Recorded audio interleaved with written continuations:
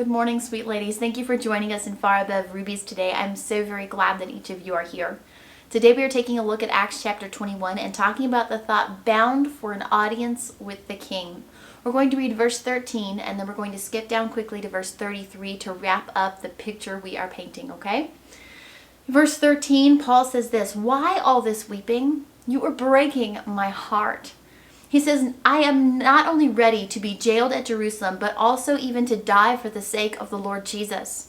Verse 33 says, "Then the commander arrested him and ordered him to be bound with 2 chains. As was prophesied, trouble awaited Paul at Jerusalem.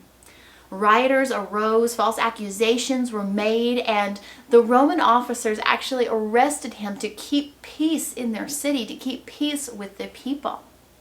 What Paul could not have possibly understood as this was taking place, as he was being bound with chains, as he was being arrested under false accusations, was that this was the first step in a journey that was to bring him before high councils, that was to bring him before 2 different governors, that was to bring him before the king.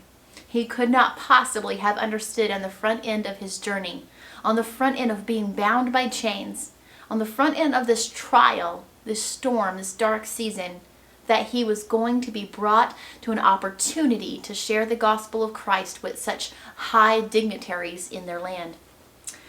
He got to preach Jesus and him crucified to some of the most important people in the known world at the time. To leaders, to dignitaries of Roman councils, to their politicians, he got to share his faith. Because of his willingness to suffer for the gospel of Christ, Paul saw opportunities that most Christians of his time would never see. Our trials are not without purpose. I'm going to say that again. Our trials are not without purpose. When we feel like our hands are tied, it doesn't happen without purpose. Sometimes our hands being tied in a situation is actually the first step on a journey to be able to share the gospel of Christ with people we never could have imagined. Our trials, our seasons of darkness, our storms that come our way, they are usually filled with opportunity. They are filled with opportunity if we keep our eyes on the cross, if we keep our eyes on Jesus, if we keep our intimacy in our walks with Jesus healthy and strong, regardless of the circumstance around us, we are going to find opportunities we could not wrap our minds around. Because of Paul's obedience, he was bound for an audience with the king. He was bound for an audience with the king. It took time for him to get there. And we're going to talk about that in later chapters in this month. You're going to love it. It's a beautiful story. But what are you bound for in your trial?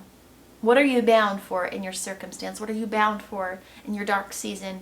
Look for those opportunities. Look for those moments that God is setting you up for to glorify him and to share your faith. Go and read Acts chapter 21 today. And if no one has told you lately, you are loved. And you are cherished, and you are valuable. You have beautiful and tremendous worth, my sweet friend, and that worth is far above rubies. You have 2 wonderful guest speakers coming to you the next 2 days. I hope that you'll tune in, let them know that you're here, and that you appreciate their time on the weekends.